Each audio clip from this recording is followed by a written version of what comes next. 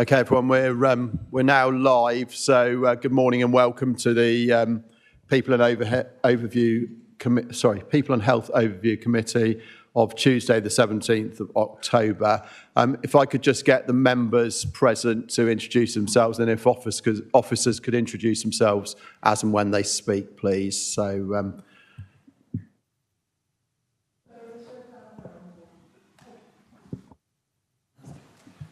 Councillor Beryl Ezard, Wareham Ward. Stella Jones, Dorchester East. Good morning, Chairman. Councillor Ryan Holloway, Wareham Ward. Councillor Rebecca Knox, Bedminster Ward.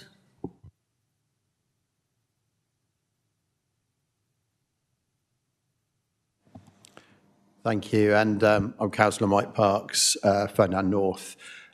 We move to item 2, which is declarations of interest. Does anyone have any declarations of interest? No? Okay. Moving on to item 3, which is to approve the minutes of the meeting held on the 14th of September 2023. Councillor Ezard. Sorry, I noticed on item 27, or on there, that it said the there was the youth service, I think it was a service redesign, would be shared with the committee. I can't remember that being shared with us. Pardon?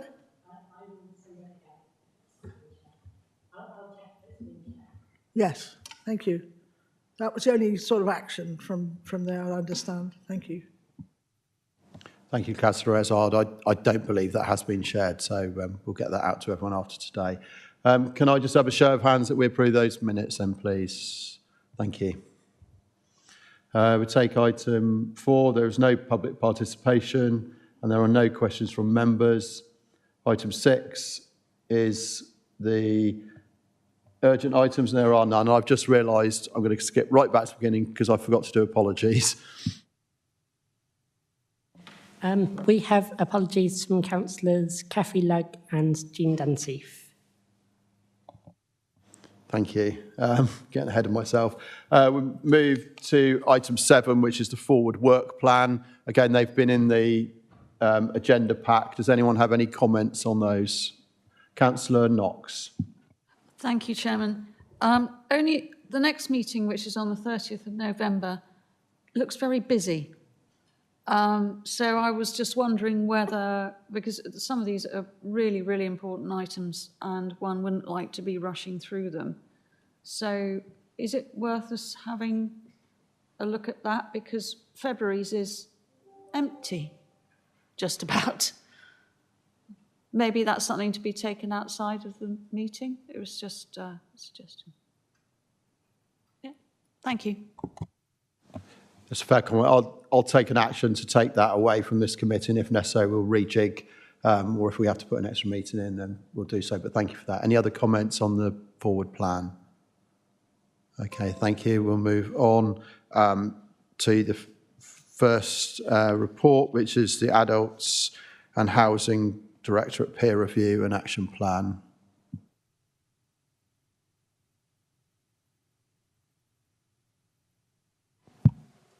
Thank you very much, Chairman. I'll just... oh.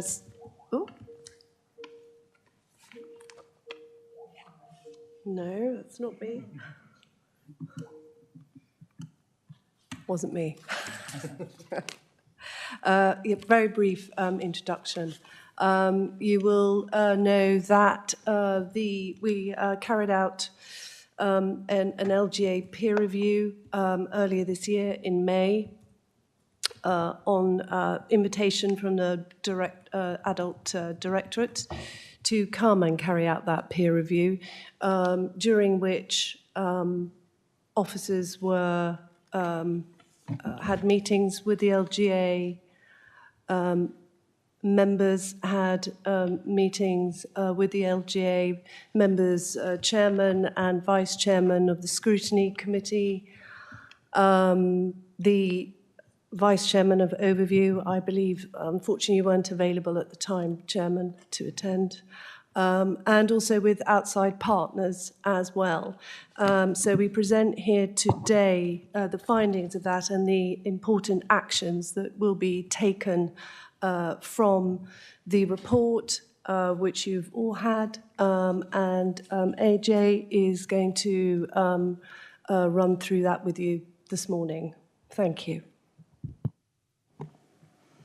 Okay, thank you. Hello, I'm Amy Jane White, Quality Assurance Programme Lead for Adults. And I'll take you through some slides today. There's only 7 slides with this. So, Adults Directorates have been completing sector-led improvement, which is kind of peer improvement plans, and learning from other local authorities for the past 13 years. But last year, the Health and Care Act gave CQC responsibility to now assess local authorities, as well as our system partners within that framework. So this is an assurance programme that's going to be annual, very similar to the Ofsted inspection programme that our children's colleagues undertake annually. And these inspections will be rated and the reports will be published. So the LGA developed a peer review model, as Jane mentioned, to support inspection readiness for adults directorates. An ability for us to map in a safe place with peers where our strengths lie and any kind of recommendations for actions and improvements. Dorset were very proactive in this opportunity. We were actually the first in the South West region to host a review and have a review with peers down here. And so it was really useful to learn both for regionally as well as for ourselves.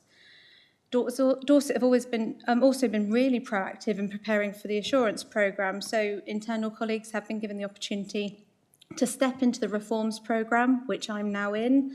We've provided the capacity and resource to support that peer review process. We've also got the capacity now to implement and create the step change needed in terms of any action plan and recommendations that peer reviewers have made. And this approach has also meant we've got a whole team preparing the directorate for the inspection programme going forward, and sure we've got the ongoing capacity needed for this annual process. So in terms of what we wanted to achieve from the peer review, we absolutely needed to know what we were good at, establish a baseline and what needed developing. We sought external recognition and validation for what we do well, and also how we're going to progress on a trajectory towards future outstanding ratings from CQC. We hear our children's colleagues not only talk about how they have gaps and they make them good, but how we make good practice better. So we also want to look at how we focus on our longer term, but understand where our quick wins may be. We'd like some feedback on how we were perceived, how we were landing the areas we felt we were really succeeding in, and also what kind of view CQC would take on this activity. We sought some feedback on the directorate having a culture of improvement and learning, something we feel is strong, and whether that was visible across the directorate. Also, how we're engaging and collaborating with our internal and external partners to support how we deliver services and work with Dorset residents. So as Jane mentioned, that peer review comprised of 6 experienced professionals and lead members from other local authorities. They spent 3 days on site with us down in Dorset in May. Before they came, they completed an audit of our case file of frontline practice. They also completed interviews with those with lived experience. And across those 3 days, they held 33 focus groups. These involved, as Jane mentioned, internal and external colleagues, as well as a number of focus groups with people with lived experience. And some of the peers in this forum today were involved in that process. Alongside the peer review, we also undertook a safeguarding review, specifically a bit of a deep dive to look at our safeguarding service, and that ran in parallel to the peer review. So from the report, you'll see there were numerous strengths that were fed back to the directorate, but I'll talk you through a few of the high-level ones here. We had a high number of strengths and a lot to celebrate. The reviewers highlighted a number of teams in our directorate and services that they felt were worthy of celebration and showcasing, some even being worthy of national best practice. And that's related to our AMP hub, so our mental health practitioner hub, our section 117 and early discharge planning. They highlighted a number of pieces of innovation. Some of you may know our tech team and our tech lounge offer, and they stated that this work should be showcased. Compared to our other local authorities, our data showed that our performance was good, and that came from a number of sources, including the interviews with those with lived experiences and people reporting that they felt safe living in Dorset. And across the directorate, they saw a clear and strong commitment to transformation, improvement and innovation. But most importantly, they saw that clear political direction and that strong senior leadership through our directorate. They showcased that we had an ambitious and committed and passionate adult social care workforce, and that our executive director has clear vision for adult social care with good strategic and operational oversight and strong budget ownership. So a number of really key strengths that were recognised. And then if I move on to some of the considerations, overall, we weren't surprised with any of the considerations that kind of came through from the peer review. A few of these that we were going to consider is considering our vision and transformation journey to fully embrace the demographic challenge and opportunities that we'll be seeing potentially over the next 10 years. Our reviewers stated that we had the opportunity to be national leaders in our wellbeing approach to older people. And whilst we recognise what those challenges may be, we also need to clearly recognise the opportunities this can bring, the wealth of experience, and those able to give their valuable time and support to their communities. They mentioned that we had lots of learning that's been undertaken, but we need to make sure we ensure that cycle of learning and development is complete and make sure we're embedding this learning to affect the change that needs to happen. We need to focus on working with our partners to develop communities, understanding what the needs of our communities are and making those connections. And we need to ensure we have a single version of the truth regarding our data across the directorate and with our partners. We know what our story is and we're making evidence-based decisions with that data. Those with lived experience also told us that they found our council website quite difficult to navigate and confusing. The quality and accessibility of our information is clearly necessary for people to be informed, have choice and control, and find solutions to issues they may be experiencing. I'm going to pause here in case there are any questions. Councillor Azad. Thank you. Yes, a very, very comprehensive peer review, I must say. And yes, I mean, there's been some really good stuff that you're all doing. But I also, you know, was a bit concerned about various areas that have obviously not performed that well. And I would say, when I'm looking at the carers, for instance, you know, when you look at the reviews and various other things, that, you know, there is still a lack of joined up thinking across the board, and also the fact that when you had there, especially where it says single version of the truth regarding data, could you explain what that means? And also there are acronyms in here that other people may not understand. Like OT and ASD, I mean, I look at it and then I've got to think, now what does that mean? Oh, OT I know is occupational therapy, and I still don't know adult social D, what's that? Various acronyms that, you know, really need either a list on the index at the end or explaining it when you mention it first and then put that in brackets afterwards. Because when you read through, you think, oh my goodness, am I reading this correctly? Yeah, there is this priorities of priorities. I'm not sure if it was in this one or the other one, where everybody thinks is a priority, but then you've got too many priorities, so how do you choose a priority over priorities? So that came out a couple of times. So I think that needs teasing out, and how are you going to do that? So there's a couple of questions there. Thank you.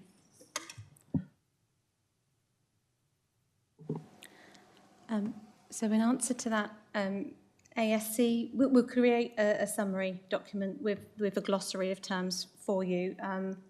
We'll create a summary document with a glossary of terms for you to make sure the ASC that you're referencing is about adult social care workforce throughout the document. So I think they just shortened it to that throughout. But happy to read through and make sure we're creating a glossary of terms for you.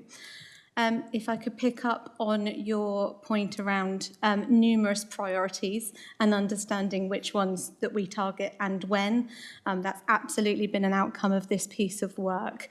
From all of the recommendations and considerations that we were given, we've actually narrowed that down to 16 key priorities that we've taken forward to the action plan. That makes sure with clear timescales around them and the impact of the delivery of those. We've then gone out to our internal workforce and created webinars, and we've done lots of learning with our workforce about why we've chosen those 16 as priorities. And the majority of them were chosen because they were clearly meeting national best practice, meeting our duties under the Care Act, or meeting the duties under the Health and Care Act. So we have to be able to show that we're meeting the legislation that underpins our service.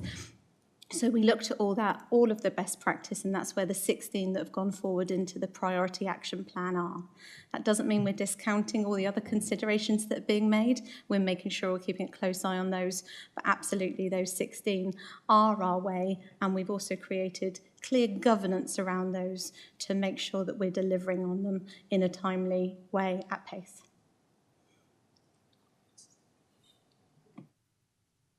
Can I come back, Chairman? You didn't answer the question about this single version of the truth regarding data. Is that something to do with recording, that everybody recording has the same theme or something like that? And actually, at the bottom there, you've got confusing and not accessible facing website.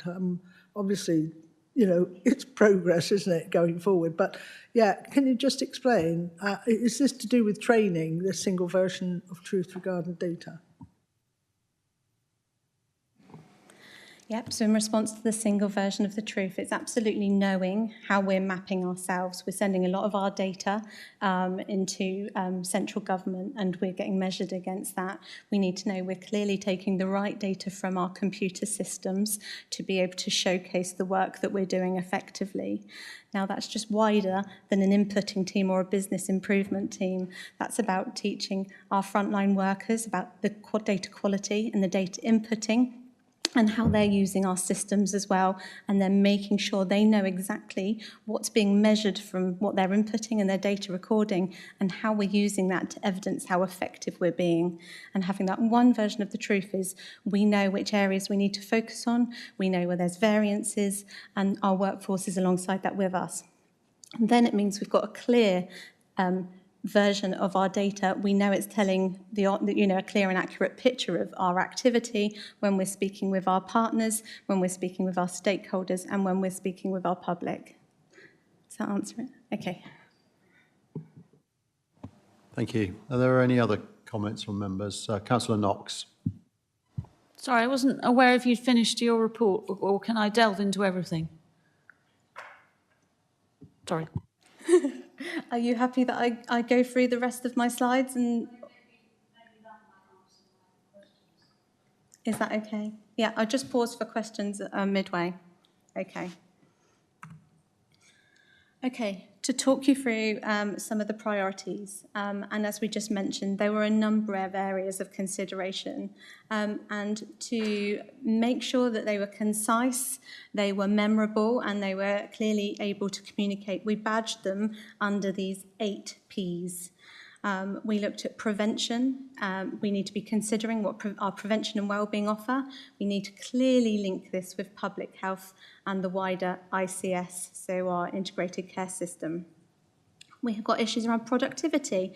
We need to have a really clear focus on the flow and timeliness of how we're meeting people's needs, those waiting times for assessments, waiting times for reviews, and potential waiting times for care to start. We're looking at practice. So we need to really focus on what may be a specialist function, such as our safeguarding service, and what needs to be everyone's business. and make sure we're delivering the quality of recording that we'll be expecting from our staff, and that links to that single version of the truth regarding our data as well. In terms of place, absolutely, it came through loud and clear in the report that we need to focus on communities and what our place or locality looks like for Dorset. But not just here and now, how we build that into a sustainable model, especially thinking about those demographic changes that we'll be experiencing over the next 10 years. With proportionate, how we're testing different ways of working in places with specific challenges. We know we've got areas across our council that have their own set of unique challenges and opportunities in how we're working with them in a personalised way. Process, that we're able to analyse our customer journey. We're ensuring we're streamlining the experience of people accessing services. With partnerships, we're linking our delivery of services with our communities and with other partners such as our primary care networks. And co-production, we absolutely need to evidence this throughout all we do, demonstrating the difference between engagement and co-production also. But very clearly, all of these 8 Ps link to the 9th P, which is clearly our main focus, and they will ultimately benefit the experience of the person, the residents of Dorset. So just to move us on again, the actions from the peer review and the subsequent safeguarding review have now been pulled into a detailed action plan. Like I said, these action plans are being closely monitored. Make sure we're delivering the improvements that are needed at pace. And these action plans are now being overseen by the Quality Assurance Board within the Adults Directorate, and they've got the monitoring and scrutinising of that activity within that forum. So the delivery of all these actions supports our preparations for our inspections.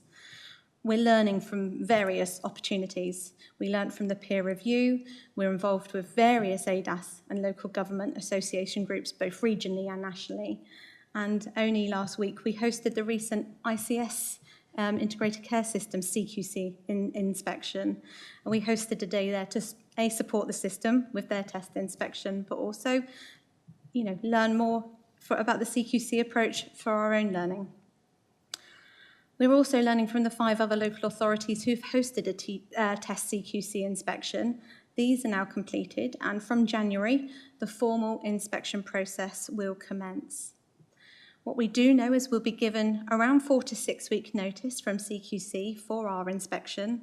Notice will start to be given to those first local authorities to be inspected from around in November.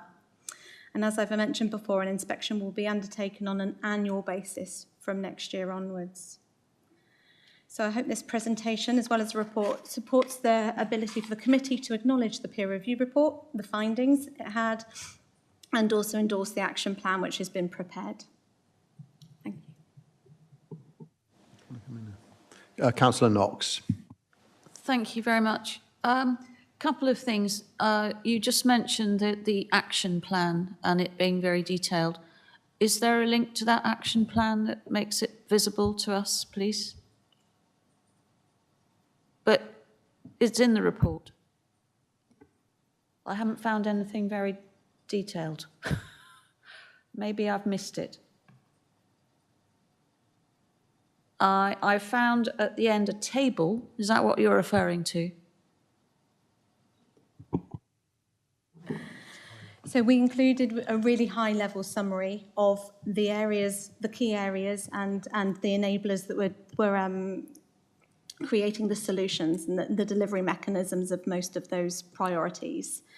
So the granular detail sits behind that with our Gantt charts, our timescales, and our senior responsible officers and everything, but we've pulled it into this high-level plan just to show where the majority of the actions are being delivered and by whom.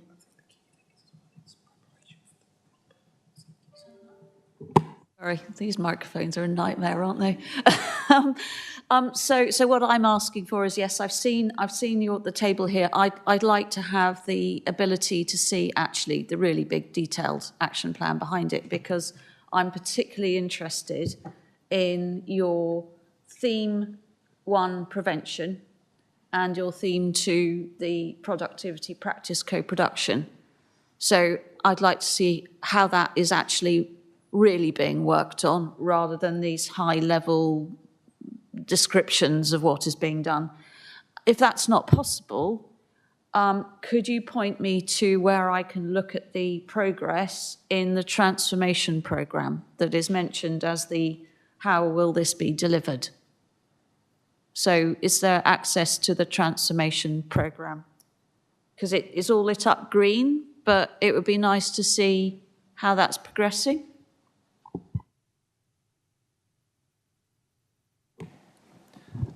So I think it's important to say that obviously we've taken a proactive step towards the proper CQC assessment. So this peer challenge is about us preparing for the formal inspection, so that there'll be lots of subsequent reports on how we actually perform when we're properly CQC'd. But we can certainly pull out the action plan in more detail and circulate that. Obviously that's fundamental to our work, but I think it is important to say that this is the peer preparation for the actual assessment. So we will be assessed and graded in the future, so it'll be very, very public at that point, but happy to share here. And in terms of the transformation programme, we have actually got regular updates that do come through. They've probably been at the overview committee up to now, but I think we agreed 12 months from the launch of the transformation programme last year that we would bring a report back to scrutiny. So I think it's going to scrutiny next. But again, I can clarify that.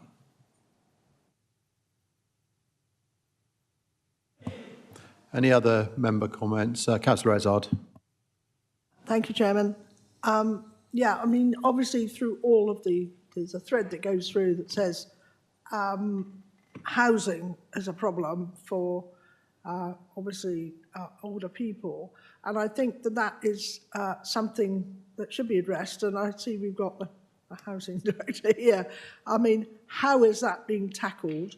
And I know it's very, very difficult in these days, but are we making positive moves to do something about that? And the other concerning thing that I had really was, and it's a simple thing really, I mean, when it says considerations on the last item, I think it was, on, what is it, comes in at 2.11, changes in charges not communicated in a timely manner. That's a simple thing that really should have not been overlooked, and obviously it was picked up.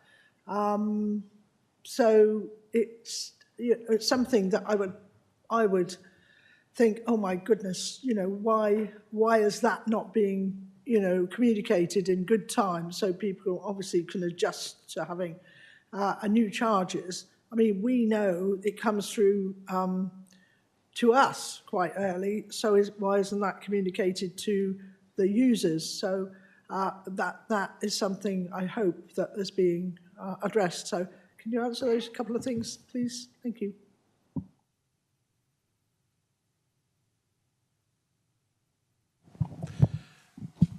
Thank you, Chair. Just to pick up on the Andrew Billany, Director of Housing and Community Safety. I think there's a broad answer to the question around how we link housing into the broader peer review, because I think there are, as you'll see from the report, there are many strands drawn between how important it is to have decent housing at the core of care and support. So I think that's something. Just want to reassure members that we see that connection and welcome the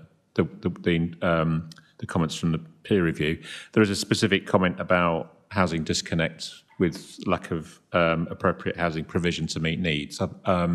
We are factoring that into the current work on the housing strategy and the various links to commissioning strategies within adult social care to make sure we get that link right, because it's part of that wider piece of mismatch between the demand and need for housing, in this instance supported housing, and the shortfall of supply in some areas. So we're trying to address that, but it is a combination of those various drivers, housing strategy, but particularly about what's the need, who needs what, where, and can we close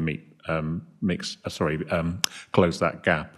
There is a particular strand of that because the scrutiny, People in Health Scrutiny Committee talked about the registered provider input into housing association input into this field as well. So we are talking to them, but also more supported housing providers to make sure we get that gap closed. I could go on, but the general answer is yes, we are making those connections and picking up those specific areas where there are gaps.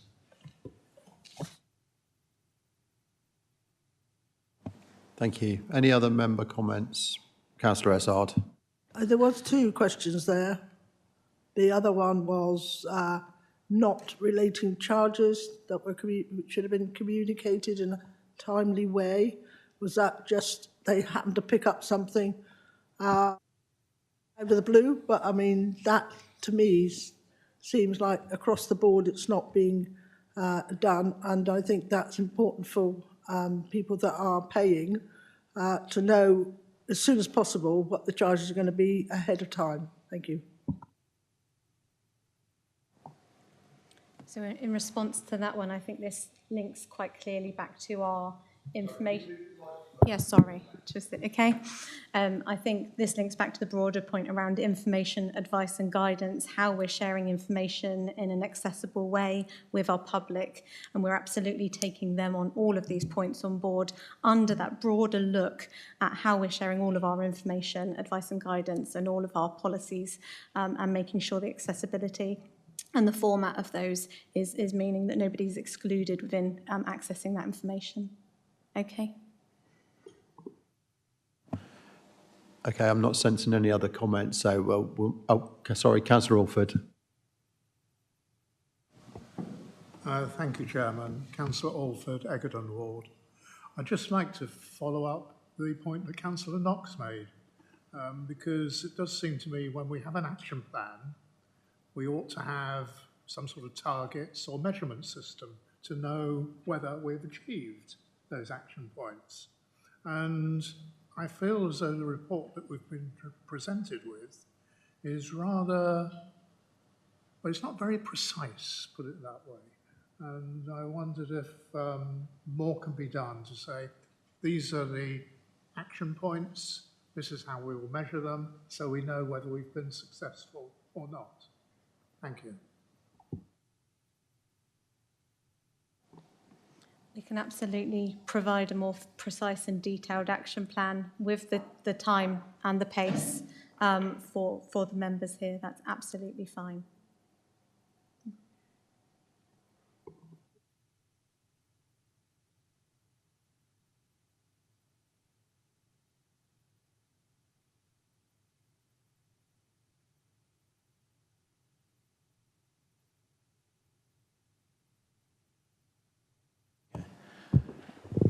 Okay, thank you. I was just seeking some advice on the action plan.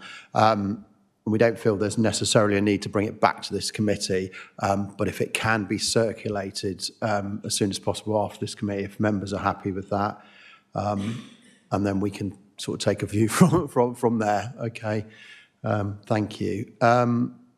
As there are no other comments, and we're picking up that regarding the action plan. Other than that, I think this committee does endorse the work that's gone on so far, so thank you for that. But if, as I say, if we can have the action plan in more detail, that would be appreciated. Okay, thank you. We move on to item 9, which is the adopting care experience as a protected characteristic.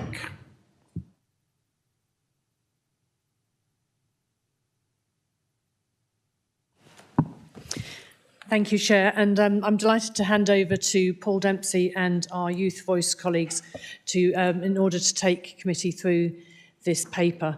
I think it's important just to restate the Council's complete and total commitment to corporate parenting as its key responsibility for our children in care. And this is an extension of that around our care experienced young people, our care leavers, and some of the opportunities we can look to offer them along with many other councils across the country. I'll hand straight to Paul Dempsey. Thank you. Hello.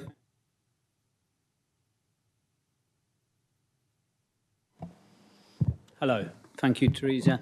My name is Paul Dempsey. I'm Corporate Director for Care and Protection in Children's Services. And as people have seen the report, this is about making care experience a protected characteristic. And I'll run through a shorter slideshow which summarises what you've read in the report. And I would just say that you can see from the report that our young people contributed to the document, and they've contributed to this slideshow. Probably wouldn't have chosen such exciting bold colours if left to my own devices. So that is probably says something about their commitment and boldness of approach to this. So, and this has been, the catalyst for this was a recommendation, as you've seen in the report, from the independent review of children's social care, which was undertaken by Josh McAllister and colleagues, and they produced a report in May 2022.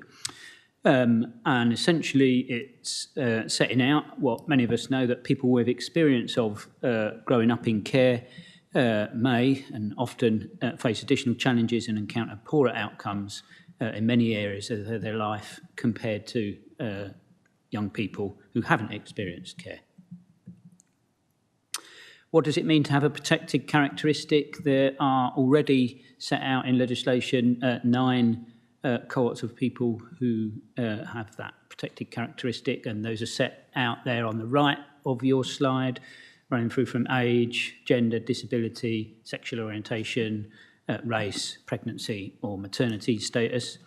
And it means that those groups of people are protected from discrimination under the Equality and Diversity Act 2010.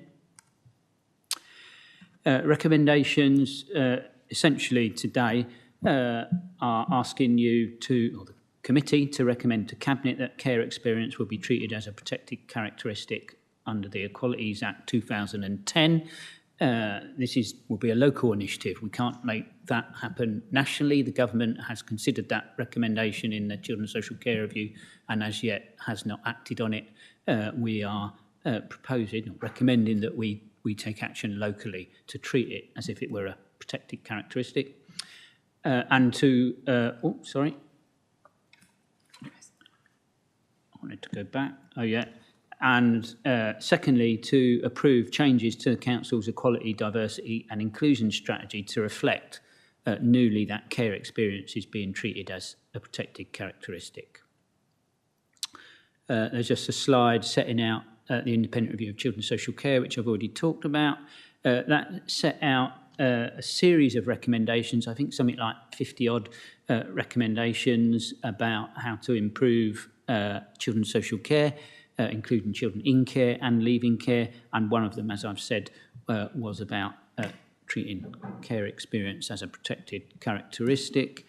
The government hasn't acted. There are now, I think the report says 46 local authorities who have adopted care experience as a protected characteristic. Since we drafted the report, it's now over 50 councils. So increasingly councils across the country are adopting it. And I know recently that both Devon and Cornwall councils in the southwest have taken action to adopt it. In addition, the campaign for care experience to be a protected characteristic is calling for other partner agencies to take similar action. So our colleagues in health, police, etc., businesses and local organisations. What difference will it make? We think it will cement and amplify our corporate parenting responsibilities. As Teresa indicated in introducing this item, the Council is a corporate parent to children in care and care leavers. Elected members individually are corporate parents, as are officers like ourselves, corporate parenting, and have a responsibility for promoting outcomes for children in care and care leavers. We think it will put the care experience at the heart of decision making and improve the equality of access to services for our care experienced people, and influence policy areas in all sorts of areas like housing, employment, service design, procurement and health, and create opportunities for care leavers across our community. As one young person said, it's needed to stop prejudice against a group that already suffers disadvantages. You will see that the report is peppered with quotes from our young people, just showing their views about this. And I've got Kay with me, who works with and represents our young people in the Youth Voice service. So it's a brief run through of what we're saying in that paper, and happy to take questions on that. Thank you. Councillor Jones. Yeah, I think this is an excellent scheme, and I think we ought to be part of it and join up with the other 46 councils that are doing it. But I've got a little concern about if there's a youngster who doesn't want anybody to know that they've ever been in care, will they be able to carry on without this characterisation? That when you're always ticking boxes to the side of things, they may not want to tick that box that they've been in care.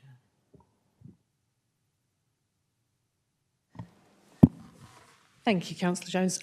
I think that's right. That's a real concern, that young people may well not want to identify themselves in that way. However, our communication with them is that actually they would certainly like to have the opportunity to be able to do that. But you're right, we need to be able to think about how we can support them. And obviously, whilst they're in our care leaving service, then their PA can support them in doing that. And it's incredibly important that, as you all know from conversations we've had before, and I know Kay knows from the kind of very lived experiences of our young people who have been in care are overrepresented in every group we don't want to see them in. They're overrepresented in the criminal justice system, in homelessness, in poor health, in poor mental health. So it is an incredibly important balancer, really. But I accept that, yeah, the kind of potential stigma around being a child in care, which we know our children still feel, is something to consider. Yeah. Okay, Councillor Holloway. Thank you, Chairman. No, very pleased to see this report this morning. I think it's an excellent piece of work. I'm very pleased to see that young people have had a really good input in that. I think that's very important. Definitely, as Councillor Stella-Jones has said, you know, I think we do need to be part of those local authorities that have already adopted it. Absolutely, Dorset must be one of those as well, because I think it's quite important that certainly local governments are certainly probably championing it, and obviously hopefully sending a message to central government to say, you know, come on, get on with this, you know, because local governments are taking the initiative. But just wanted to ask as well, you know, obviously there's a lot of good recommendations in there. Is there anything that officers feel that we can do more or better as Dorset Council, or us as members? What could we do more to help champion this better? Thank you.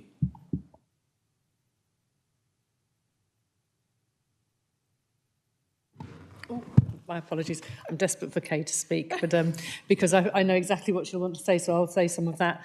I think genuinely, every time we simply talk about the fact of our corporate parenting, every time that we remind ourselves that these are our children. So today, colleagues, you are parents to 450, 60, in addition to however many you're actually parents to, and 600 care leavers. So our responsibility grows year on year, and we know that, and it's really important that we kind of own that. So I think continually talking about them, making it a care experience criteria clearly also requires us to think about any policy making around any potential implications for those young people. So I think this is a very big step towards it. Joining in with the Corporate Parenting Board, you know, there's lots of opportunities outside of official meetings these days, because it's a much more, isn't it, enjoyable kind of, so forgive me for the past, but much more enjoyable experience now around being part of that corporate parenting partnership, because you can have those fostering days, those days with our young people. So lots of opportunity, I think, for people to engage in that. Okay, I'm ready to add something now. Thank you. The question about what you would like us to do, I think it's, as corporate parents, I think it's an ask of yourself. What can I do? What can I do in that space as their corporate parent? Who do I know? Where can I help? Where can I bring my skills in? So I think just reflecting that back to councillors, thinking about that themselves. I would add, just to provide some specific examples, key areas for care leavers are housing, opportunities for good housing, and opportunities for employment and training. So where, as elected members, you can have input on the council housing policy and its impact on care leavers. That could be really helpful. And we do work with colleagues in housing very closely, and things, are working well. And opportunities that the council can provide in terms of employment for care leavers would be really helpful. And we do some of that already, but expanding that would be very welcome. So those are just two specific examples of where this kind of approach could be really helpful. Thank you, Chairman. No, I was going to say, Paul, that's kind of hit the nail on the head is employment and obviously transportation, because that's often the biggest barriers for our young people in the county. And I think that, as you're right there, I think there are maybe avenues that we can explore. I think as time goes on, about what can we do more to help achieve that, because employment is very important. It is, and obviously it is, unfortunately, it's one of the biggest barriers that our young people do face in the county. So, yeah, thank you. Thank you. Councillor Ezard. Thank you, Chair. Yes, I mean, I think this is a brilliant, actually, thing to bring forward and to make it number 10 of the protected characteristics. But I wondered if of the 46 councils, and I'm playing devil's advocate here, is there any sort of unintended consequences that come out of this? I mean, Stella's just mentioned one that, people may not want to identify as being brought up in the care system. And so I'm just wondering whether you've got any feedback from any of the councils that have already signed up. And I do think that we ought to sign up to this, but there's always that difference between do we do that across the board, or is there some protection on people that don't really want to say they were in the care service? So, I mean, I'm just thinking, is there anything that's come out of those people, the other council signing up that actually we can learn lessons from, even if I wholeheartedly want to sign up to this? Thank you. Thank you. So I think we know whether somebody, if we're applying for a job at the council, we choose whether or not we wish to declare that we have a disability, any other health conditions. So I think it's the same whether we choose to tick that box or not and self-identify ourselves. There's lots of areas in young people's lives that they don't come forward and say, this is who I am, and remains their choice. It's not something that they must do. I think we need to make sure they understand the benefits of that and why we want to know who they are, and so we can give them the support that they need. It's so important when they apply to university that they identify, because there's lots and lots of support available to them. If they forget to tick that box, that's not so readily available. Throughout the campaign, Terry Galloway, who's been spearheading this, has actually set up some groups for local authorities so that they can be with other colleagues in those spaces, exploring it further. What's the impact been? What some of the hurdles are? So I think it's so new still. There's lots of learning to do and to discover some of those things still. But I'm hoping that if we go ahead with this, that we're able to be part of those bigger conversations across the country and learn from each other and join up.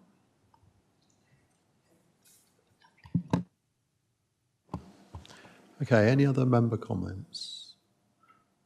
No? Okay, so we need to make 3 recommendations to Cabinet that we support the development of an agreed definition of care experienced, agree that the care experience will be treated as if they were protected characteristics under the Equalities Act of 2010, and approve the amendment of the Dorset Council's Equality, Diversity and Inclusion Strategy 2021 to 24 to reflect this.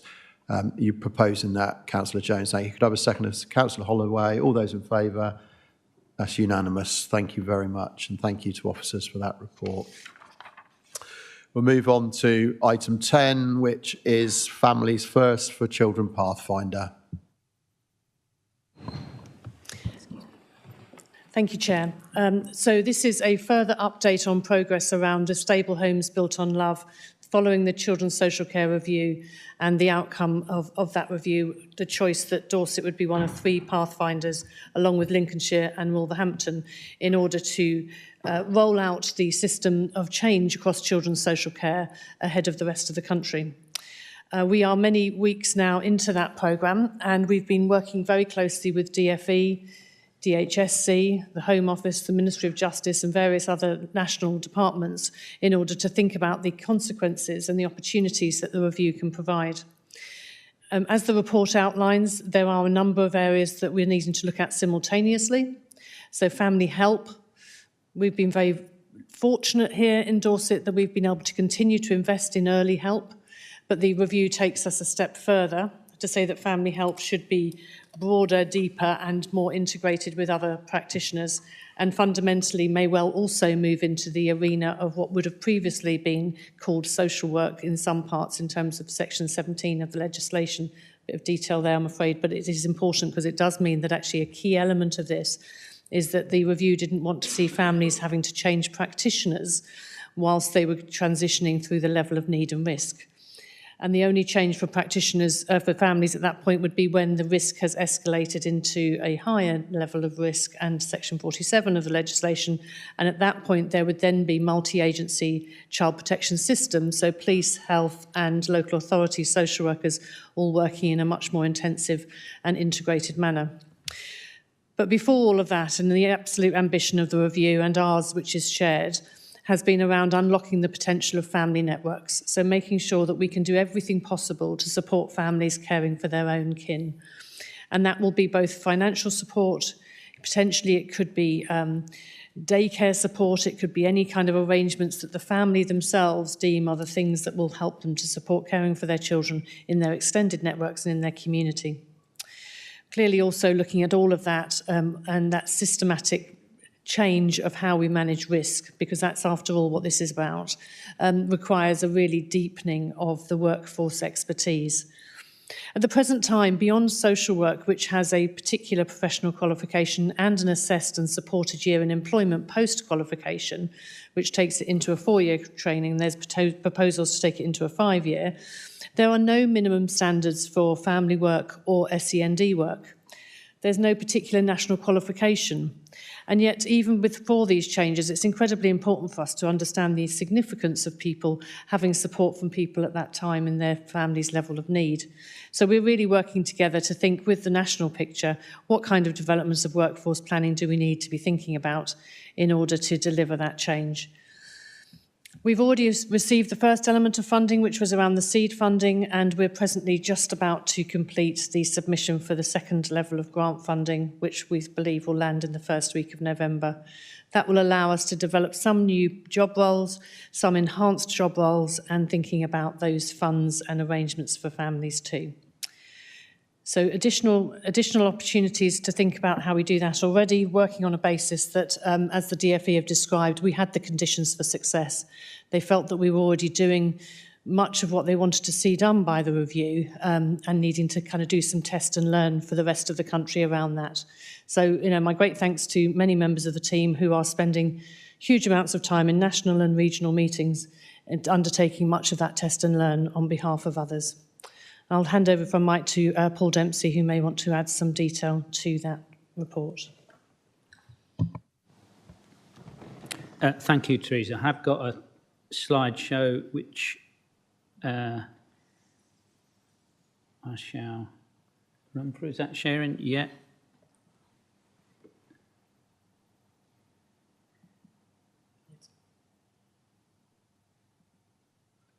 Okay, so actually, Teresa, I think you've done quite a bit of detail, and I've done my slides are a bit more brief and round the edge. So this is this test and learn approach is helping the government to deliver the Stable Homes Built on Love strategy, which came out of the Independent Children's Social Care Review, which I talked about in the last item.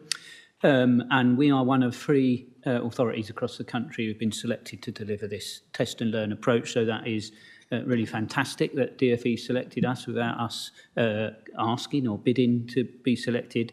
And I would have told you that last time, so just reminding committee about that. Recommendations are for committee to note and comment on the approach this morning about us delivering the Pathfinder, and hopefully to recommend to Cabinet that the approach detailed in the report is adopted by the Council.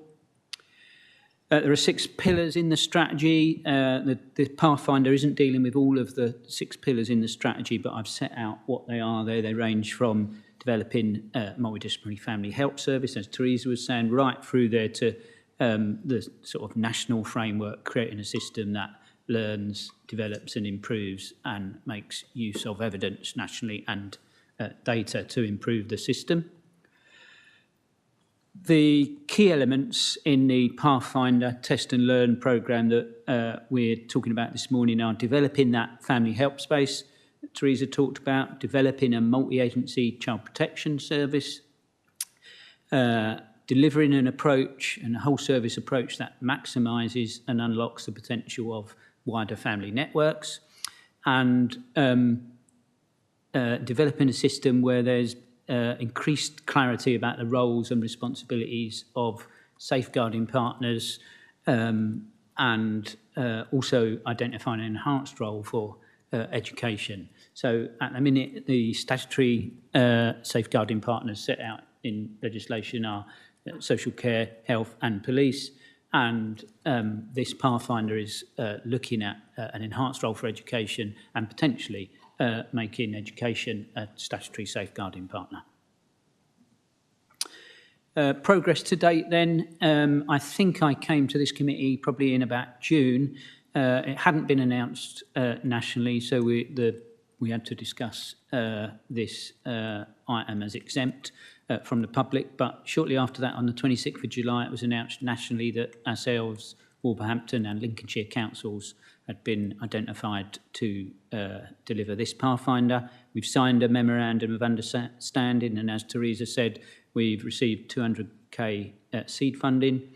A delivery partner is in place and working alongside us. We've mapped our current provision against the minimum requirements for the new model that the DFE have set out.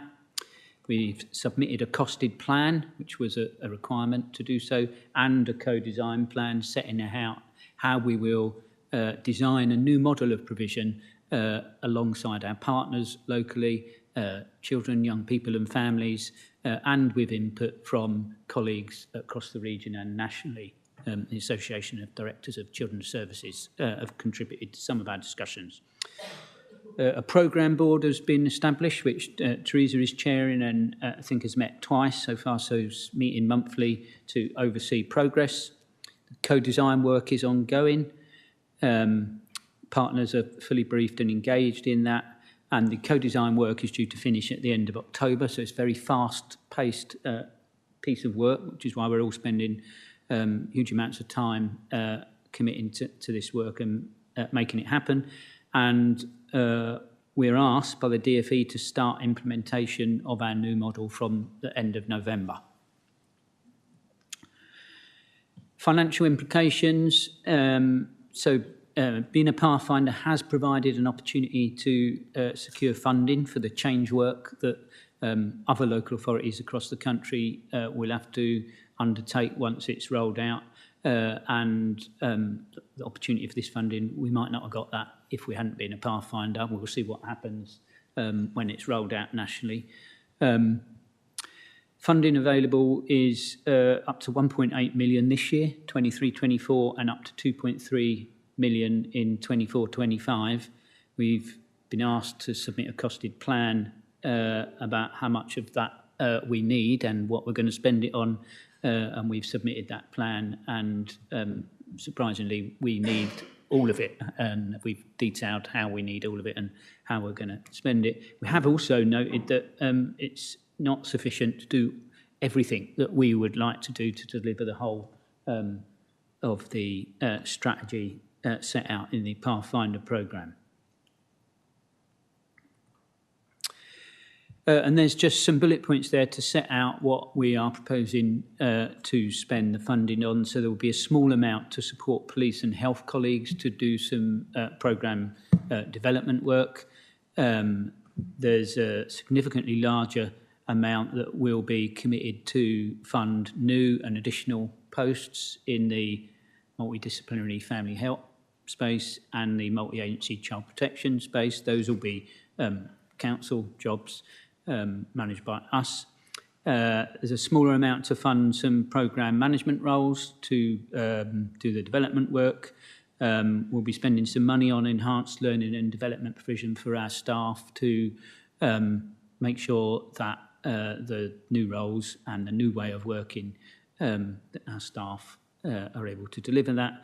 And we will do a little bit of commissioning services in the community to deliver locally. So I think that's the last slide. So yeah, happy to take questions on that from colleagues.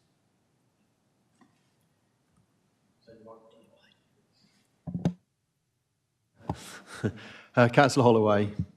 Thank you, Chairman. No, very, very good. Very pleased to see this reporting. Very well detailed. I am going to go, I'm afraid, about, as you said, about the finances, because it is confusing me a little bit. It is obviously in 2.5, where we've one of the three that have been picked for this, but yet DFE don't seem to be wanting to fund the whole programme as we want to do. Have they given us any reason why at all? Thank you, Councillor Holloway. I think the position we've taken is that the original review suggested 10 times the amount of funding would be needed that has been provided for the 3 pathfinders.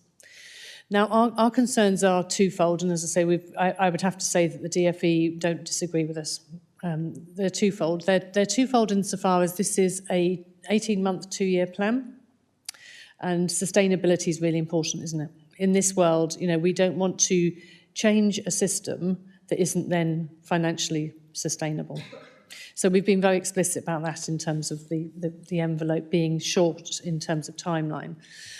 We're also very keen to ensure that people understand that the biggest issue we hear from our families all the time around kinship care is about the reality of living under such pressures and also then taking in further family members. And so we're also just thinking together with central government about what would be the benefit system changes that might be necessary in order to really make kinship care effective, in addition to anything that happens once people enter our system. But we have made a position, and again, I think it's fair to say that the DFE have been very happy for us to have those debates. They didn't think that it was all going to be a kind of a smooth ride working with some of the local authorities they're working with, because they knew that we'd be asking some of those challenging questions. So our question is, if we're really serious, and the Treasury are heavily behind this programme, it is absolutely obvious when you look at the figures that the cheapest, most effective, best outcome way is to keep children within their extended families. It's a no-brainer by about times 10. So our challenge to that is then let's think together about what we'd really need to invest to make that happen for all families, not just those that end up kind of coming to our door, because otherwise we'll see two things. We'll see families driven to our door, which we don't want, and we'll also see those families who might have got help even earlier if they'd been able to access a different level of support in a wider part of the universal system, waiting to access help later. So a long answer. It's not so much that we can't configure the posts, the arrangements, the frameworks. I would feel the responsibility to say on behalf of my police and health colleagues that there hasn't been any additional funding for them, and they have been asked to simply coordinate differently their workforce. And they feel that they would need some additional funding to make this really effective. Yeah, thank you for that long answer, but no, that is actually, no, you're absolutely right, because, because all I'm just concerned about is that it's not going to be able to implement everything that we need to do, and I'm just worried it's just going to hinder on the results of it, because of X, Y, and Z. Yeah. Thank you. Thank you. Councillor Knox. Thank you, Chairman. Just an observation, I think, rather than a question. It might lead to a question. But I'm I'm going back to the background. 1.2 of the report says the review found the current system to be increasingly skewed towards crisis intervention. And I'm sure I heard you talk about this at the budget day thing that we had, Budget Cafe. That is really, I think it just shows up what you just said earlier in response to a question about the cost. I mean, the cost of crisis intervention is enormous, and it's also very long term, because it's difficult to unwind a crisis intervention decision. So I think what I'm reflecting on reading this is absolutely brilliant. I'm absolutely behind it, and it's great that Dorset are in the lead. But I'm not seeing the word, my favourite word, prevention, in this report that much, particularly early prevention. It's not just about money, it's about actually education for family units and that sort of community support. And I'm missing that a little bit here. I just wondered if there was a reason for that. Thank you, Councillor Knox. And it's interesting, it's not a language piece that the review uses. They talk heavily about help. And again, it is part of the conversation we've been having with them in many of our national conversations. And part of the costed plan that we put together has been to allocate a certain amount of money that we will then look to divest out of the council into the community for that very, very early support prevention, because we absolutely feel the importance of that. That skewed their costed plan a little bit because it wasn't something that they'd looked to have into that place, but we're having that discussion with them. I think so many of the things that we see presently, so we know that the issue about managing down crisis, we have some real control on some of that.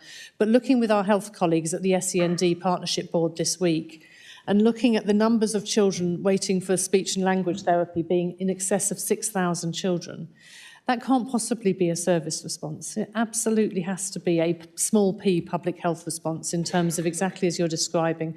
What is it we have to do within our communities? And you're going to think about early years in a little while, very important. But what is it we have to do more globally around information sharing, the sharing of knowledge that we have around such things? So we absolutely agree, vigorously agree, and vigorously thinking about how do we make sure that happens. And part of our approach is that every practitioner within our family help offer will be a practitioner of prevention. They will be absolutely embedded in understanding the importance of work, understanding the importance of emotional and physical well-being, and really supporting that whole family approach that has been so well delivered by Dorset Family Matters here. And bringing that through will be an important part of it. We could go on for a long time, but yeah, thank you. Thank you. Councillor Ezard. Thank you, Chair. Similar to Ryan, really, on the what difference will this actually make? I mean, you're having to rethink how you think about the Pathfinder. But I think that in a lot of ways, what you're doing already, which is good, I mean, and having an injection of money, why can't you just continue as you are rather than changing whole system? Because if it's not broken, it doesn't need fixing. But I mean, okay, we all need improvement. But the other thing is, does this involve, the family hubs that we're actually developing as well? Because that was another government initiative, and does it dovetail into that? And the other thing is, obviously, is there any injection of money that will go to schools and training for school staff? Because it looks like you've got quite a big training package in for staff, to have all of that extra training and to really be up to spec on what you need to do. But I do believe that, partnership training and all the other things, and I sometimes feel that schools sort of get left out, or they'll just pass on the thing to the care service, social services ourselves, and they really could be doing quite a lot more at the grassroots sort of thing. So can you tell me when that's involved? Thank you.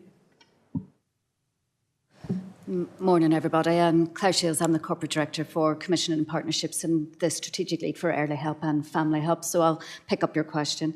I think one of the reasons, first, why us and why are we getting involved and what difference will it make? We absolutely have a solid grounding and conditions of success within our system that we want to take further and faster. And some of that is around working with others and making sure the whole system's working in the right way. And we strongly believe that the integration around multidisciplinary teams that's set out in this will help us supercharge that. We're already on the road to deliver it, but this will help us just make it happen more quickly and more effectively. So really important feedback from our families that that's what they want us to do. Family Help will be all about the family hubs as a source of support and the network of family hubs coming together. So all of that support coming together.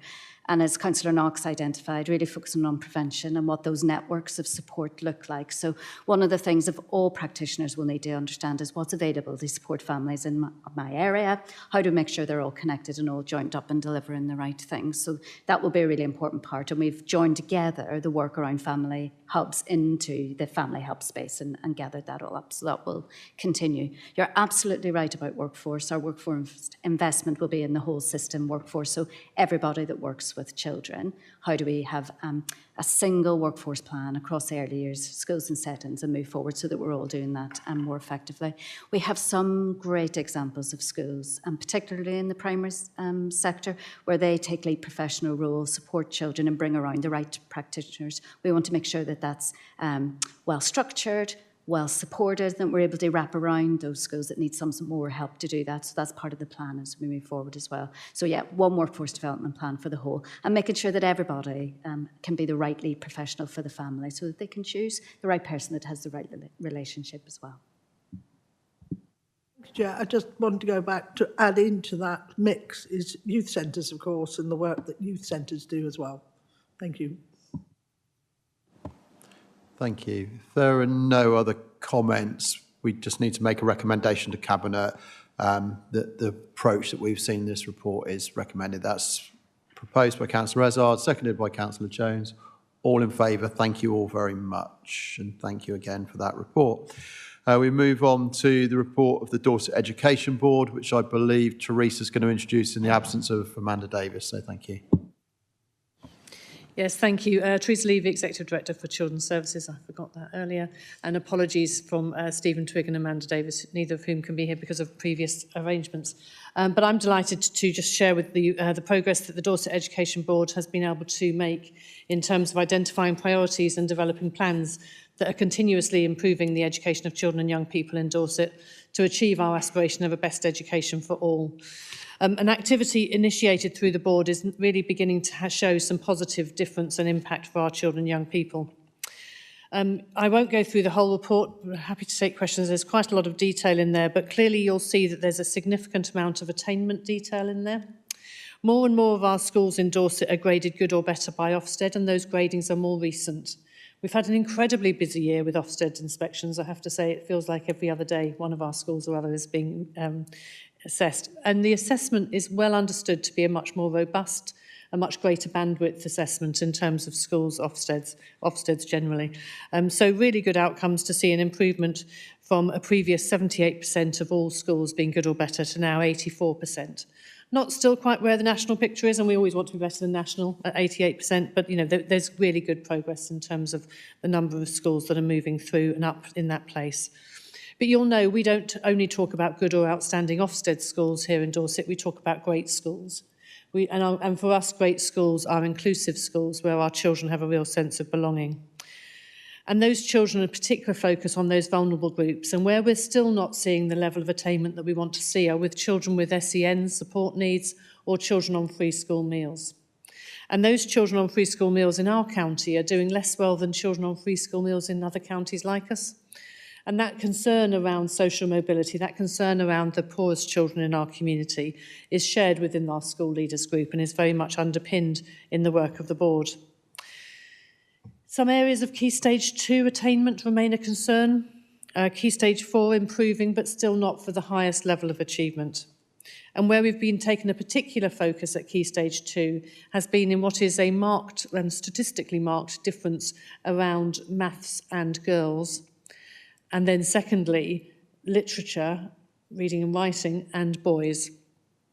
And so we have a real focus, particularly on the maths and girls piece this year, because we can see a real difference in terms of how well or not our children are doing. And we think we've been able to evidence some of that is about not having enough maths specialists, as will be well understood, is a real challenge across the whole of the education arena. So we need to give a bit of more extra oomph into that, and that might be around teaching materials, and it's clearly around culture. We want to eradicate anybody, particularly girls, saying, I don't like maths, or I can't do maths. So, lots of opportunities to come and have a maths superclass and get yourselves out of that space. We have some particular challenges in Chesil, as many of you will understand, both in terms of attainment and good and outstanding schools, and in terms of social mobility, which again is very strongly led by our school leaders, and so having a particular focus in the Chesil area, Weymouth and Portland. So the areas of work for the board, the student pledge, very, very strong co-production with our young people. It's been a fabulous opportunity to listen really deeply to what our young people are saying they need in the school setting. Some of that has changed PSHE work because our young people were able to tell us what they needed to have in that place. Some really particular feedback about the quality of, or not, of toilets in school and how safe or not our children might feel in that. And so a real opportunity to begin to have a conversation with our school estate about how do we make sure our children are in school. Attendance is a clear focus for us. And when they're in school, they feel and are safe in school. But we also know that at the present time, post-COVID, the pressure on workforce within schools, both teaching staff and support staff, is probably greater than it's ever been. And so really wanting to think with our schools, I think as I sit here today, I think there are 100 plus vacancies on the Dorset website for school staff. It remains a major challenge to recruit in this area and increasingly to retain in the education sector. So we really do want to be thinking with our school leaders about how can we support them with some of that. And some of that, again, is about providing materials, some opportunities with some inspirational speakers to think about how do we support our staff. But I want to finish really with the sense of our strategy this year is again called belonging. And if Amanda was here, she would be very clearly beginning and ending with that. We know that if our schools can be increasingly inclusive, increasingly welcoming, even in these difficult times, that all of our young people have a real deep sense of belonging, then we will see children in school, good attendance, improve attainment, and increased safeguarding. We all know it's the very obvious thing that that's where we want our young people to be, and the Dorset Education Board is heavily focused upon doing just that. Thank you. Thank you, Teresa, for that very comprehensive introduction. Councillor Jones. Yeah, I agree with the fact that we need to have inclusive schools for all our children. And I'm looking at point 2 now, where it says you're working with the Department of Education on agreeing a formal approach to supporting our academy trusts. Because a lot of our schools are academies, and I think in some academies it is a problem where they don't want to include everybody. And I'm just hoping, say if we've got high expectations, when are we going to hear if anything has been agreed with the Department of Education on this?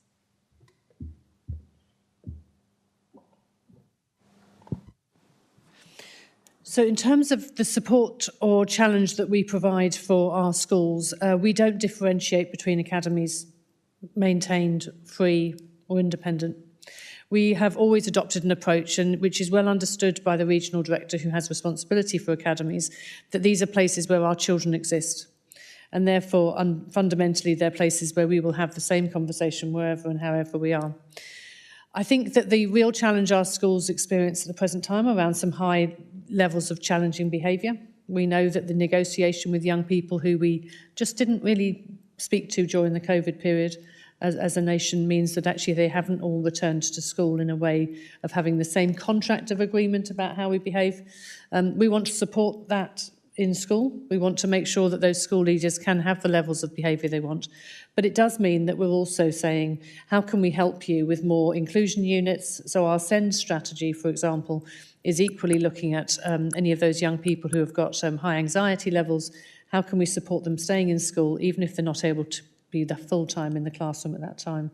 And again, we're not differentiating those between academies or maintained. I think the challenge I'm posing to the regional director is how do we do that together? The reality is the system of school leadership is complex across the whole country. DCSs and regional directors need to work really closely together, and so we have that good, supportive and challenging relationship with each other too.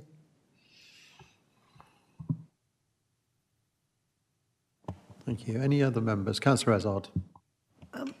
Yeah, just to comment on 7.3, you said, in October we will launch our belonging strategy. What is that, and how is it going to manifest itself? Is it, that you meet up with, groups of children or young people or whatever, or is it an event across, different areas in the county? Could you tell me how that will manifest itself, if you excuse the word? Thank you. I think it's fair to say we probably already had a soft launch before October, because towards the end of last term we had a conference with our school leaders called Belonging, which was around absolutely agreeing together our principles that children need to be safe in school, and we want to see a decrease in the number of fixed-term exclusions and permanent exclusions. And what that will look like in terms of what's available for people is how do we make sure that we've got more support for our schools in terms of link workers within the local authority. We know that for many of the children where they're having difficulties in school, we say that behaviour is a communication. It's a communication often of upset and distress that's happening in their family life. And so it's really important that we can link together with our schools to be able to offer a better, more effective family work service into that space. So that would be part of it. We're also keen to, as part of the Pathfinder, in fact, invest more heavily in youth practitioners that can work alongside our schools. Some of our children who don't presently feel like they belong haven't been in school for a long time. So getting those children back into school is a difficult piece of work.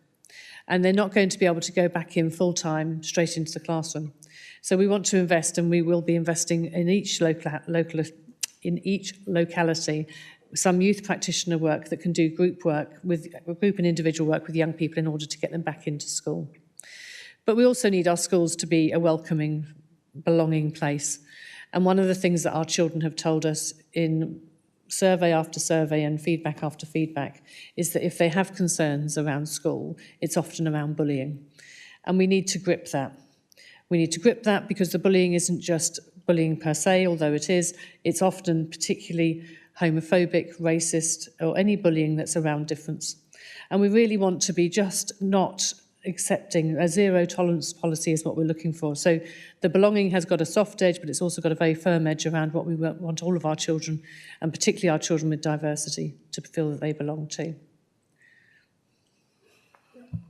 I think so. Really, you're talking about one-to-one working a lot with specialist, advisors or youth people, youth workers. So to really achieve getting the children back into school after perhaps a couple of terms or something, to actually get that really good training and to get that across. Yeah. So again, it is like you say, it's belonging. I just didn't quite know what that involved. Thank you very much. That's explained that. Thank you. Thank you. Any other member comments? Okay, we'll note that report. Thank you very much for that. We'll now move on to the final item, which is the expansion of funded childcare offer from April 24. Good morning. This is Curtis Jones. I'm Principal Lead for Best Start in Life. So this paper is about the rollout of the implementation of the new national expansion of funded early years childcare for working parents from April 2024. And this was introduced in the spring budget, by the Chancellor. As you can see on the left of the screen is where we are now in terms of our childcare offer, and on the right, the phased approach to delivering the new offer. So ultimately, what will happen is by the end of September 2025, that every child from 9 months old would be able to access funded early education childcare. So we've got a statutory duty to secure sufficient childcare so far as is reasonably practicable for working parents, but it's also for parents who are studying or training for employment, for children 0 to 14 or up to 18 for children who are disabled. I'd like you to note that in the paper, I think there was a typo. It said 0 to 19 on page 87. It's actually 0 to 18. We're also responsible for distributing the funding for early education funding on behalf of the government.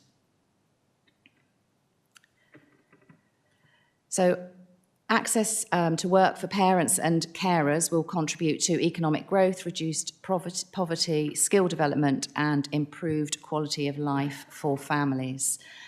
Those items listed on that slide explain the national changes to support the implementation of this new policy. Access to quality early years provision also supports children's learning and development and prepares them for that transition to school. And often, when we were talking about prevention earlier, the early detection of developmental delays are also picked up at that point, leading to those effective interventions, so that really we can focus our time and resources on that preventative work with our early years settings. The ratio of staff needed to help settings take 2-year-olds was also reduced recently, so that enables more children age 2 that will be eligible for that funding and below to be able to take those children in the settings. We've also got a start-up grant available for any registered childminder who has registered since the announcement by the Chancellor in March. That's a government initiative, and we are promoting this to encourage registration of childminders to join that workforce. And they're a really integral part, especially in Dorset. It's a rural area that often it's not sustainable for a large group provision to operate in some of our smaller villages and with those transport issues. So that will support that as well. So our implementation plan. So this plan is part of the wider approach for our priority to ensure that all our children are given the best start in life. And performance is monitored through the Dorset Strategic Alliance for Children and Young People. So thinking about the financial sustainability, we offer sustainability funding. This is available until the end of March 2024. Consultation with the sector to agree the simplest formula to make the most of the early education funding available. So that's open now at the moment with our providers until the 10th of November. We met with our providers, offering 2 virtual evening meetings to talk about this consultation and to talk about the rollout of this new offer, to understand any challenges they felt they faced at that time. And then those findings then are included in our plan to approach this support. We offer early SEND support funding to support inclusion, again, even in the earliest years, about making sure that our youngest children with special educational needs and disabilities are included in their childcare provision. We provide business support tools through National Organisation Early Years Alliance to reflect on business models for early years settings, so to look at how they can maximise income, utilise their space, and offer their sessions that they deliver throughout the year. And we pay our early years providers on a termly basis. So at the start of each term, they submit their estimates, what they think will happen in terms of numbers of children, and then the balance is paid at the end of term. So in terms of recruitment and retention, we want to increase activity to grow the workforce. So having a highly skilled, qualified workforce is really integral to delivering high quality provision in early years settings. And we're working with our learning and development colleagues to offer childcare funding grants childcare funding qualifications to help build that workforce. And we want to strengthen the pathway for prospective childminders and promoting that startup grant. And we can do that in a number of ways, through our health visiting colleagues, through our locality, and through sort of general publication through the Family Information Service. Where we need to understand the supply of and demand for childcare. So we carry out an annual childcare sufficiency assessment to understand the supply of and demand for childcare. Past assessments have not identified significant issues around spaces for babies and the environment as a key priority, but we are anticipating that given the changes in legislation that there may be an increased demand in childcare. The majority of our childcare provision is delivered through the PVI sector. So we provide support through early years support and advice officers in each locality. And one of those aspects of support is around including the help for settings to use the environment differently to, for example, for registered childminders who predominantly work from home, they can, for 50% of their time, work with another childminder in a different location, for example, a school or a village hall. It's possible that a PVI setting may need to consider delivery from another larger premises, and occasionally we have supported settings to find alternative provision. Sorry, premises, forgive me. The PVI, sorry, private, voluntary and independent sector. So that is where you have committees, often in preschools, and then you've got a full daycare provision where they're privately owned settings. So they might be a larger chain, but they might be one-off standalone settings. And then the registered childminders are part of that private, voluntary and independent base of childcare providers. Okay, and then the financial implications, forgive me. So as I said earlier, our role is around distributing the funding, and we've got a consultation open with our childcare providers at the moment. That closes on the 10th of November, and this is how we deliver the new formula from April. As I said, the providers have met with us to discuss this and to think about the different approaches for the way the funding is allocated. And so they're very much part of that decision-making and discussion process. So they are encouraged to feed back to us about the implications on their own provision around those different areas. We know from the sector there are some concerns about the impact of the reduction in funding from the government when a child moves from the 2-year-old rate to the 3-year-old rate. So you can see there that the indicative rate that we've got moving forward is lower than the temporary rate that they're given at the moment. So we fed that back to government through conversations. And then we're expected to hear a rate for children under 2 by early December. Again, that we're informed that we wait for government to inform us of what that will be. There may also be an impact on income by the expectation for schools to deliver wraparound provision.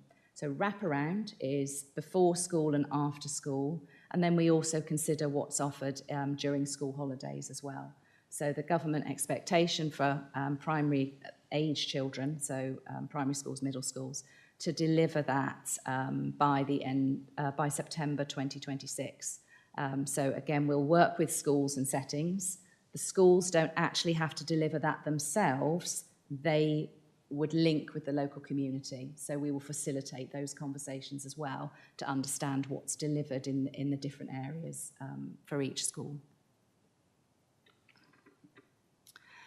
So in terms of recommendations, so obviously you're invited to comment on the approach to our implementation of this funding policy and our progress, and to recommend to Cabinet that this is adopted by the Council. We obviously want to ensure compliance with statutory duties and any subsequent related guidance to ensure there's sufficient childcare for working families. Thank you. Councillor Holloway. Thank you, Chairman. No, very pleased and very welcome to see this. I think it is a step in the right direction. I am concerned, obviously, that as you just said, once it's implemented, it probably will lead to an increase of demand.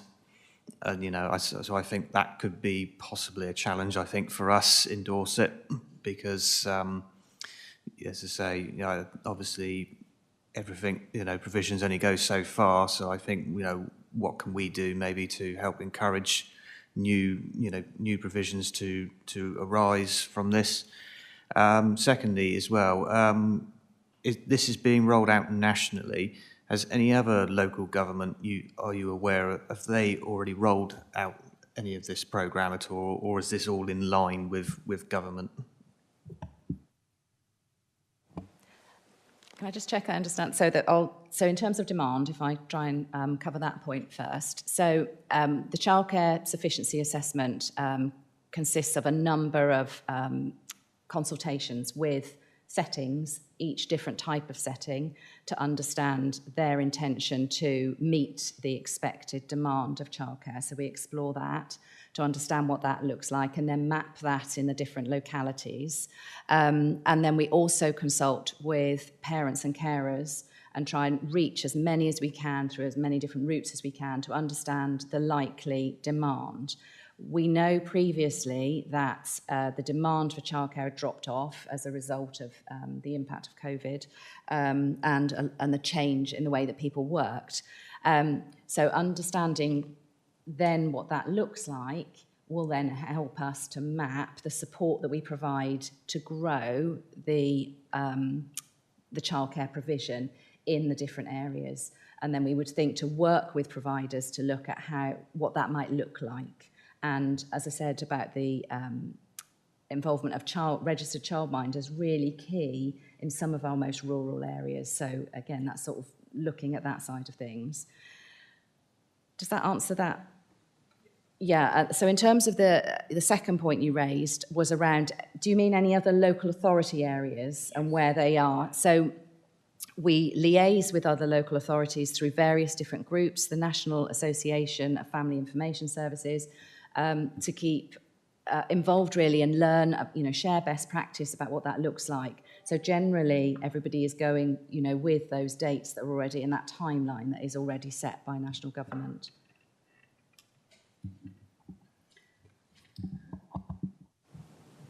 Yeah, thank you for that. No, that was my point, was that, yeah, as you just explained, it's all in line with what the government is setting out on the dates. So I just wanted to see if any other local authority had already adopted it and there was any sort of results that we could have taken from it. That was all, but it appears it's all in line. So thank you for that. Yeah, just another quick point as well. I think particularly with, parents that might want to obviously, take advantage of this scheme when it is implemented. My only other just concern is just around maybe their primary employment. Obviously working that around the childcare and obviously making sure, that their employers are also supportive of it as well, because it only will work for the parent unless they get support from their employment or employer, particularly, and obviously there will be some out there, of course, that are self-employed or work for their own company, but I'm just thinking of those ones that, that already do work, that are working parents, how can that wrap around, this new childcare scheme? Thank you. That's a really helpful point, thank you. And we will add that to the action plan. I know that there will be national comms, but we'll also think about how we do that locally as well. But that is really helpful, thank you. Thank you. Councillor Azard. Thank you, Chair. Yes, I've got a couple of questions. It might be silly questions, but having not any grandchildren, so I'm not involved with childcare or anything like that. So I'm not quite sure from this new government, obviously edict, that they're saying that working families, and that could be people that work for themselves, would be just the same, that actually can access this new scheme. Obviously, it's going to go in very gradually, isn't it? Up to 30 hours. Is it totally funded by the government so the working families don't have to pay anything? Is that what it is? Just, I'm not furnished there. Or do they have to make a contribution? And the other thing is the timing and the ages and the dates. Do we have to keep to those explicitly? And also, do we know the possible numbers of working families that are going to be involved? And is it going to, absolutely overwhelm the actual provision that is out there? Do we know any of that stuff? Thank you.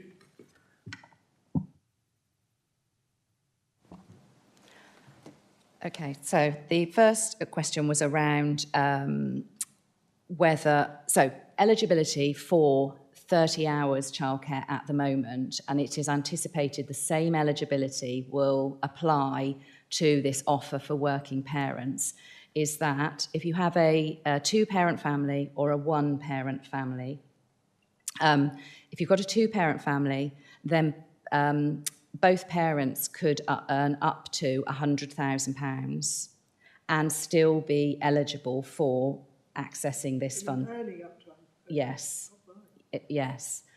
So that's been in place for quite... When it's phased in completely, when you're 30 hours, yeah. Yes. So, and if it's a one-parent family, so it's both parents, so they could both earn up to £100,000 and still access the entitlement. If it's a one-parent family, one adult carer family, then that person can earn up to £100,000 in their household and access this entitlement for whether they're working or in training.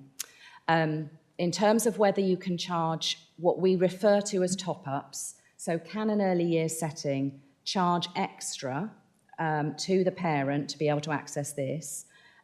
The expectation is the childcare offer is free at the point of delivery.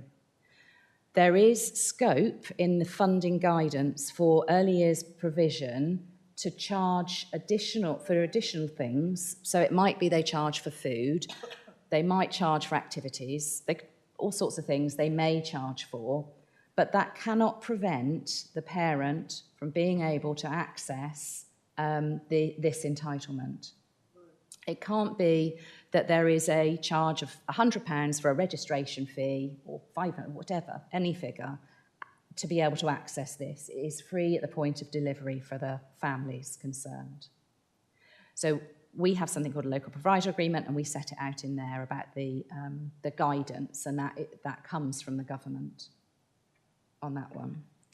Timings, do we have to stick to the timings? So the funding comes through the designated schools grant for the early years funding, and the amount of funding we get is based on an annual early years census that is carried out in January each year. So that's sort of the middle term that we've obviously autumn and spring and summer term. So it's carried out in January. So if we went outside of those dates, then we wouldn't have the right amount of funding to enable us to deliver this offer. I think the last question was around the number of working parents. So the childcare sufficiency assessment, we also look at the information that we've got available to us around the number of working families, and that helps us to make the assessment about whether we've got sufficient childcare to meet the needs of working families. So we look at that information as well. So I don't have that answer for you at the moment, but that is something that we include in our approach to understanding what the demand is likely to be. I think it looks like if it's going to be free at the point of, taking your child there, dropping them off, however many days a week up to the 30 hours, eventually it's not going to work. It's going in stages, isn't it? So really, the capacity could be short. It could be a shortfall on that. So what will happen if there's working families that can't find, somewhere to put their children? Do we have to set up something ourselves or have a provision somewhere that we can do that? Do we have the capacity to do that, and would the government help us on that at all? I just wondered whether that would be the case. Thank you. Sorry, my throat's going. Thank you. So I mentioned the childcare sufficiency a moment ago. So we published that. So that will be published in spring. So we've got previous ones that we've got online, market position statements around that. In terms of whether, if we have insufficient childcare, our statutory duty is to ensure as far as reasonably practicable. So we would do things like work with the providers, and that's all of the different types of settings, to understand whether there is a need in a certain area. If there's a really high need, a demand and low supply, then we would work with the sector to see how we might operate differently. That might be seeing if we can find potential premises, different spaces to deliver that service. But our duty is to do everything that we can try and do as far as reasonably practical to ensure that we can provide sufficient supply. And part of that is about working with the current sector and trying to grow the sector as well, as I said, yeah. Can I just come back up again and say, well, obviously the amounts of money per hour, it doesn't cover an employed person because they are obliged to pay whatever the going rate is. So how do these companies actually make their money then? Does it seem a viable thing to do? Silly question maybe, but it does sound as if that doesn't cover things. Thank you. Thank you. And so we could probably spend the rest of the day debating early years. It is complicated, but obviously that rate is per child. And so you'll have more than one child per person. And so the flexibility that Liz talked about earlier around the number of staff that had to be per child has also made some more opportunity for provision to be able to afford that. But there's no doubt at all that this is still a part of the system that is under pressure. Absolutely. And where we see some sudden closures or where we see people suddenly kind of stopping to provide because it's become too difficult or they've moved on to other things, clearly that makes for real difficulty. So the great work that Liz and her team do around making sure they have their ear to the ground and they're providing all of that support and that system to make sure that we don't suddenly see closures. But, you know, in this time when we're seeing some rents going up particularly high, I mean, we could go on for a long time around the kind of pressures that are in this system, and it's complicated. But, yeah, you can be confident that the team are always looking to make sure that we have sufficiency and that sufficiency is good or better, because it's really important to us for these little people as part of our big ambition that these babies and little ones have a really good start in life in order to make that springboard into good life outcomes. So it's a hugely important part of the work we do. Thank you. Councillor Jones. Yeah, I was going to ask about provision, and you've covered most of it, because I know in Dorchester, for instance, there's very little empty provision at the moment. It's nearly all of them are full. But I'm really concerned about funding, because at the moment a lot of preschools get more money by parents paying extra for extra hours, and I think that increases their funding. And I think some of them might want to carry on asking parents to pay for that extra funding rather than take 2-year-olds initially. But going back on then to where you say 2-year-olds will be funded for £7.53 an hour, you could set up a whole cohort of 2-year-olds in your nursery or in your preschool, and then they move up to 3-year-olds, and suddenly you can't afford the staff that you put in for the 2-year-olds. The staff are being paid because it's £7.53 an hour. They're going down to £4 an hour. Some of those staff will not be able to be paid. I don't know what the answer is, but you cannot just suddenly make it so much less an hour because the child is now 3. I think a lot of preschools are going to really suffer because of that. Yeah, thanks. Yeah, I think, and important that that's funding per child rather than funding for staff, but absolutely recognise some of the changes. And it is a challenge around the business model of many of our providers, which is what they are able to charge for those extra hours outside the funded hours. And so some of the work that we're doing with the Early Years Alliance is around what business models can be adopted to be able to make this work, because some of our settings make this work really successfully, and we need to share that learning across the board so people can understand what to do about that. But absolutely, we've responded to that national consultation expressing our concerns about some of those changes as well and feedback from the sector, and we're waiting to hear back what the response from government will be around some of that. So the proposal at the moment, we can see there's some risk in it and we need to address that. But lots of work around business model and how we can support and how we're going to be able to address and move some of that through. And the work that we're doing around making sure that the way we distribute the funding is as simple as possible and gets as much into people's accounts as possible is really important as well. So we can simplify some of our funding formulas as well. But I don't know if you want to add to that, Liz. No, I think in terms of understanding the different types of business model, which Claire's just touched on, and the Early Years Alliance, they are a national organisation, one of several that represent the early years sector, but they also run their own successful businesses in terms of delivery. So that's where they're sharing that, and then we can help cascade that into all of our current provision and new provision as well. But do recognise what you're saying. Can I come back on another point? You did say that settings can have a little bit more money if they charge parents for doing certain activities. Now, I know one setting nearby that already does this, and that is just discrimination. You are saying to parents, if you want, your child is going to do this craft activity, you will need to pay for the paper. Now, if you can't afford to pay for that paper, that poor child sits at the back watching other children do an activity and they're not allowed to do it. Or go on a trip that they can't afford to go. I think this is completely wrong. No setting should be allowed to discriminate between the ones who have the money and the ones who haven't got the money. If you discriminated at the age of 2, that's just terrible. And I know it is certainly happening already. And I think we ought to somehow clamp down on this.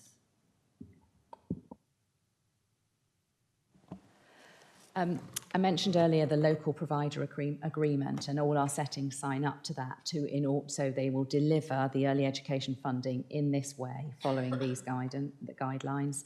And part of that plan that we've got to deliver this approach is about working with the early education funding team as to how we strengthen, because that expectation is really, really clear, that you cannot charge parents or prevent, for exactly what you've just said, for that reason, that we enable children to be able to access their entitlements. And although this is for working parents, and it's different because the vulnerable 2-year-olds, from an economic perspective, are still supported through this process, through the funding offer. But yes, we will be picking that up. But you are right, that shouldn't happen, and that is really clear in the local provider agreement when they agree to offer that funding. Some settings will only offer a certain amount of funded hours, and that can be how that they support the sustainability of the business. But we champion the needs and position of our early years settings providers with the DFE. When we speak to them regularly as well. So in terms of sharing the impact of our settings locally with them on these decisions. Councillor Azard. Just one further thing. I mean, we're thinking, okay, this is £5 something an hour for a single child. But of course, when you have employees working in these nurseries or whatever they are, then obviously how many children do they honour? How many staff do they have to need? Say for 24 children they have, how many staff do they need for that? It's how many per staff is the allowable amount? Say 6 or 4. I mean, that would obviously then, you've got £20 or something, which could cover the staff and then any other incidentals. But I do understand that food would be something that you could charge extra for. But again, it is a sort of discrimination. But on the other hand, if they're going to be there all day, that's something that needs to be provided for. And I suppose you could take your own and say, well, can you give that to my child? Because obviously, lots of people have got, dietary issues, haven't they? So anyway, it's that number of children that one member of staff can look after. Thank you. So the ratios that an early years setting is able has to work to, not is able to work to, depends on the age of the child. So, for example, a registered childminder can have no more than 6 children under 8 years old. For a registered childminder working from their own home. but no more than 3 under 5 and no more than, now this is something else that's changed recently, the idea of having no more than 1 child under 1, there are exceptions to that, for example, if there are twins. So if a mum has twins, you are able to care for 2 children under 1. You can't have more than 3 under 5 as a registered childminder. Obviously, childminders, they might have 20 children on their books, but generally that'll be different families, different hours, but they can't exceed that ratio. And with settings, again, there's a ratio for the number of children under 2. So I think I mentioned earlier in the presentation that's changed from 1 to 4 to 1 to 5. A setting doesn't have to do that. They can follow higher ratios if they want to, but they have got a minimum ratio. And so the number of children for 3 and 4-year-olds that you can have per adult is 1 to 8. But that can vary depending on the qualification level of the lead practitioner. So if you've got a qualified early years teacher in your early years setting, full-time, working with the children, and your 3 and 4-year-olds, you could have the same ratios as they have in reception class for that age. So it does vary, What is that, actually? I think 1 to 30. 30 children? Yeah, but that's only, so you have to work out the number of children you can have based on the floor space and the other staff that you've got present. So we work to the early years foundation stage curriculum. That's where the rules, if you like, are for house settings. And just to say they're inspected on that framework. So it's a complicated balance between how much space you've got, how many people you have, and what their qualifications are and the age of the children that come through. And then our early years support and advice officers go and visit and make sure that they're delivering towards that. And then Ofsted will always inspect to make sure that there's appropriate, qualified, suitable number of staff that are moving through. So it's a complicated, and that's why the business model advice is really important about getting the right number of children in the right place, coming through the right times as well. So it's a difficult ask, I think, of providers just to understand all of that. So it's not one straight answer. Lots of complexity in there, but really well established in the early years foundation stage and well inspected through the Ofsted regulations. It does explain it a bit more and makes me understand, quite how it works. We do go and visit our local one, Tops Nurseries, which is just around the corner from me, actually, and that's got quite a lot of accolades the last year or so. And we've got, about 4 nurseries otherwise in Purbeck, I know, that we have visited different times. But, I think it's something that we as members could actually get involved with a bit more as well. Thank you. I'm just going to speed things up because I'm aware there's at least 3 members that need to leave very, very shortly. So, Councillor Jones. Yeah, on the staffing issues, hopefully most of our settings will include children with SEND. And if they do, then they need more staffing, obviously, to look after these children.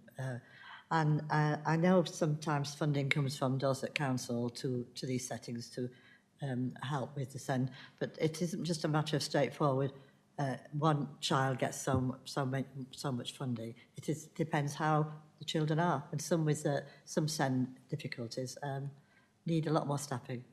And hopefully we do encourage all our settings to take in SEND. Is that right? Absolutely, yes.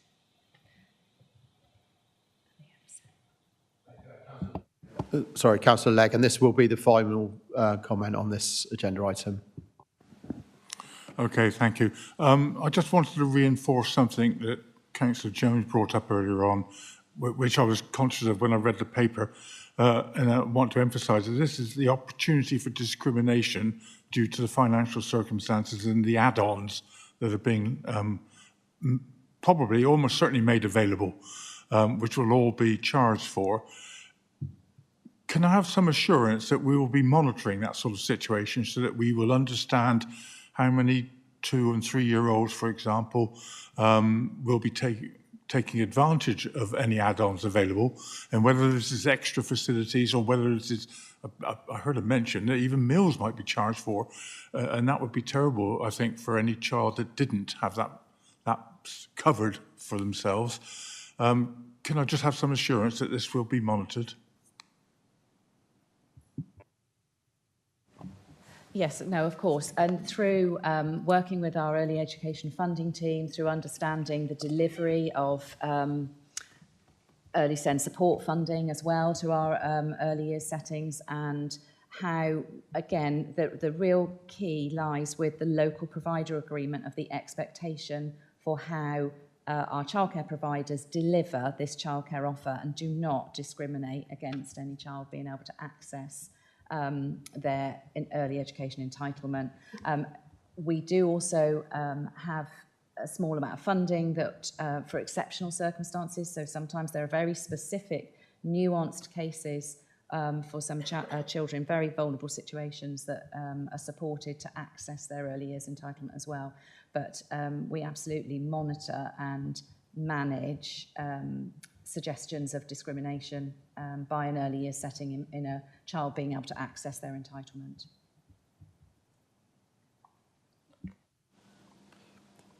Thank you everyone for their contribution. Can I have a proposal that we recommend this to Cabinet? Thank you, Councillor Ezard, seconded by Councillor Holloway. Is that unanimous? Yes, thank you. Thank you all very much. Okay, there are no exempt business items, therefore at midday exactly, I close the meeting. Thank you.